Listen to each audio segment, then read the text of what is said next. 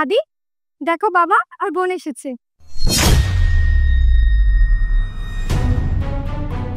কার permission নিয়ে তুমি নিয়ে এসছো আমার বাড়িতে?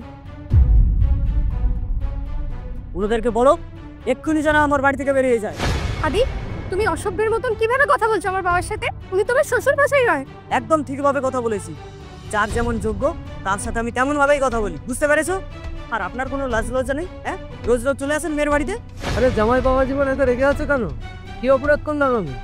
দিদি, জামাইবাবু এতে কিরকম ব্যবহার করছে? তুই তো বলতে জামাইবাবু নাকি বাবাকে খুব রেসপেক্ট করে, এইটা নমুনা। শোনো, যতটা সম্মান দেওয়ার আমি ততটাই দিয়েছি, এর থেকে আর বেশি কিছু আশা করো না, বুঝতে পেরেছো? আদি, তুমি এইভাবে কেন কথা বলছো আমার বাবার সাথে? আরে উনি আমার বাবা হয়, তোমার শ্বশুর মশাই হয়, আর তুমি এইভাবে ওনার সাথে কথা বলছো? আরে তোমার বাবা হয় তাতে আমার কি? আরে আমার তো এখন থেকেই ভয় লাগে, যদি কেউ জানতে পারে যে এরকম একটা ভিখারির মেয়েকে আমি বিয়ে করেছি, তাহলে তো আমার নাক কাটা যাবে, লজ্জায় কাউকে মুখ দেখাতে পারবো না। আদি, আমি অনেকক্ষণ দিয়ে সব কিছু সহ্য করছি, তুমি আমারই সামনে আমারই বাবাকে এইভাবে অপমান করবে আর আমি চুপচাপ দেখবো? কখনোই না, এটা আমি সহ্য করতে পারবো না। তুমি কিন্তু তোমার সীমা অতিক্রম করছো। করবো, 100 বার করবো। আর তুমি যদি আমার মুখে মুখে তর্ক করো না, তাহলে তোমার উপর হাত ওঠাতে আমি একবারও ভাববো না, বুঝতে পেরেছো? থাক থাক, আমার জন্য আর তোমাদের মধ্যে ঝামেলা করতে হবে না। কি রে, তুই তো বলতিস তোর বর তোকে খুব ভালোবাসে, খুব যত্ন নেয়, এই তার নমুনা? বাবা, আমি সত্যি বলছি, ও আমাকে খুব ভালোবাসে, খুব যত্নে রাখে, কিন্তু তোমাদের সামনে কেন এইভাবে ব্যবহার করছে আমি সত্যি বুঝতে পারছি না। ও আমি সব বুঝে গেছি, আমার সামনেই তোর সাথে এরকম ব্যবহার করছে। তাহলে না জানি আড়ালে আরো কত কি করে। কি বলতে চাইছেনটা কি আপনি? হ্যাঁ, আপনার মেয়েকে আমি সুখে রাখতে পারিনি? শুনুন, ও এই বাড়িতে যথেষ্ট সুখে আছে, আর ওর আমি অনেক খেয়াল রাখি, বুঝতে পেরেছেন? আপনি বেশি কথা না বাড়িয়ে চুপচাপ আমার বাড়ি থেকে খুঁড়ে বেরিয়ে যান। সে আমি বেরিয়ে যাচ্ছি, কিন্তু তোমার কথাবার্তাতেই বোঝা যাচ্ছে তোমার শিক্ষা দীক্ষা কিরকম। এই যে শুনুন, আমার শিক্ষা নিয়ে বেশি কথা বলতে আসবেন না, কারণ আমার মা বাবা আমায় যথেষ্ট শিক্ষা দিয়েছে। আর যদি আমি আপনার মেয়ের শিক্ষা নিয়ে কথা বলি না, তাহলে আপনার লজ্জায় মাথা নিচু হয়ে যাবে। কেন? আমি তো আমার মেয়েকে ভালো শিক্ষা দিয়েছি, কি এমন অপরাধ করলো? আমার মা বাবা না কোনোদিনও মুখে মুখে বড়দের তর্ক করা শেখায়নি। আসলে ওকে বোঝানোর মতো আর কোনো রাস্তা ছিল না আমার কাছে, তাই এসব করতে হয়েছে। এই কথা ঘুরিও না তো, কথা না ঘুরিয়ে পরিষ্কার ভাবে বলো তো কি হয়েছে। কি বলতে চাইছি তাহলে শুনুন, আজকে এই এত বড় বাড়িতে শুধুমাত্র আমি আর ও থাকি, আর আমার মা বাবা এই বাড়ি থেকে বেরিয়ে গেছে। তার কারণ কেন জানেন? তার কারণ হচ্ছে আপনার মেয়ে আমার মা বাবার সাথে এত খারাপ ব্যবহার করেছে যে তারা এই বাড়ি থেকে বেরিয়ে যেতে বাধ্য হয়েছে। আরে আমার মা কি এমন বলেছিল? শুধু এটাই বলেছিল যে তুমি বাড়ির বউ, তুমি এই সংসারটাকে সামনে রাখো, কিন্তু সেটাও করতে পারলো না। আর আমার মায়ের পায়ে ব্যথা, ভালোভাবে চলাফেরা করতে পারে না, এক গ্লাস জল পর্যন্ত চাইলে সেটাও ও দিতে চাইতো না। সেদিন থেকে তো আমি ঠিক করে নিয়েছিলাম যে আমার মা বাবাকে সম্মান করতে জানে না, আমিও তার মা বাবাকে সম্মান করবো না। কি রে, জামাই বাবা জীবন ঠিক বলছে? ও আর কি বলবে, দেখতে পাচ্ছেন না চুপচাপ দাঁড়িয়ে আছে।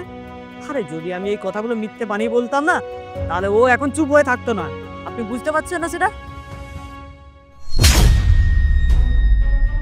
এই দিন দেখার জন্য তোকে জন্ম দিয়েছিলাম? হ্যাঁ, ছি ছি ছি ছি ছি, হ্যাঁ, এত পড়াশোনা শিখিয়ে পয়সা খরচা করে বড় করে তুই শ্বশুর বাড়িতে গিয়ে আমার নাক কাটানোর জন্য গিয়েছিস? হ্যাঁ, ছি ছি ছি ছি। সত্যি দিদি, তোর লজ্জা করা উচিত। তুই আজকে বাবা কতটা সম্মান করলি, তুই বুঝতে পারছিস? ছোট থেকে তুই যা চেয়েছিস বাবার কাছে তোকে সব দিয়েছে। তুই বলেছিলি যে আমি ওই ছেলেকে বিয়ে করব, বাবা এক কথায় মেনে গিয়ে তোকে বিয়েটা দিয়ে দিল। ওর সঙ্গে কত টাকা ধার করে এনে তোকে কত ধুমধাম করে বিয়ে দিল, এই দিন দেখার জন্য যে তুই আজ তোর নিজের সংসারটা নিজে হাতে ধ্বংস করছিস। একদম ঠিক করিসনি দিদি তুই। বাবা, তুমি আমাকে প্লিজ ক্ষমা করে দাও, আমি সত্যি অনেক বড় ভুল করেছি। আমি এখন সত্যি রিয়েলাইজ করতে পারছি, ও যখন তোমার সাথে এত বাজে ব্যবহার করলো আমার খুব খারাপ লাগলো। আর আমি তো ওর সামনে ওর বাবা মার সাথে কত মিসবিহেভ করেছি, কত ছোট বড় কথা বলেছি, ওর কতটা খারাপ লেগেছিল। আমি আজকে সব বুঝেছি, আমি আর কোনোদিন ওর বাবা মার সাথে মিসবিহেভ করবো না। তুমি প্লিজ আমায় ক্ষমা করে দাও। আমার কাছে কি ক্ষমা চাইছিস? ক্ষমা চাইতে হলে বাবা জীবনের কাছে ক্ষমা চা। আদি, জানি না কোন মুখে তোমার থেকে ক্ষমা চাইবো, কিন্তু প্লিজ তুমি আমাকে ক্ষমা করে দাও। আমি দরকার পড়লে মা বাবার কাছেও গিয়ে ক্ষমা চাই নেবো, আমি আর কোনোদিন এইসব করবো না। তুমি প্লিজ আমায় ক্ষমা করে দাও। বাবা জীবন, আমি ওর হয়ে মাপ চাইছি, আমাকে ক্ষমা করে দিও। না না বাবা, আপনি একটা গুরুজন মানুষে আমার কাছে হাত জোড়ো করবেন না। আমি সবার কাছে ক্ষমা চাইছি, কারণ আমি সবার সাথে অনেক খারাপ ব্যবহার করেছি। আসলে আমার আর কোনো রাস্তা ছিল না ওকে বোঝানোর জন্য, তাই এসব করতে হয়েছে। আর একটা কথা, তুমি যদি বলো আমি দেশের বাড়ি গিয়ে তোমার বাবা মার কাছেও ক্ষমা চেয়ে আসতে পারি। আই এম সরি, আমি আমার ভুলটা বুঝতে পেরেছি। আজকের পর আর কোনোদিন এগুলো করবো না। দেখো কুসুম, আমি তোমাকে সত্যি অনেক ভালোবাসি, আর তার সাথে আমার মা বাবাকে। আমি শুধু এটুকুই চাই যে আমরা সবাই মিলে সুখে শান্তিতে থাকি। শোন মা, মেয়েরাই সংসার করে, মেয়েরাই সংসার ভাঙে। তুই কিন্তু পারিস এই সংসারটাকে ঠিকমতো গুছিয়ে নিয়ে চলতে, ও বাবা মাকে নিয়ে ভালোভাবে থাকতে। আমি এইটুকুই চাইবো যে আজ থেকে তুই যেন মিলেমিশে থাকতে পারিস। ঠিক আছে বাবা, হয়েছে। আপনাদেরকে তখন থেকে বাইরে দাঁড় করে রেখেছি, আপনারা বরং ভেতরে আসুন, বসুন, আমি বাদ থেকে খাবার নিয়ে আসি।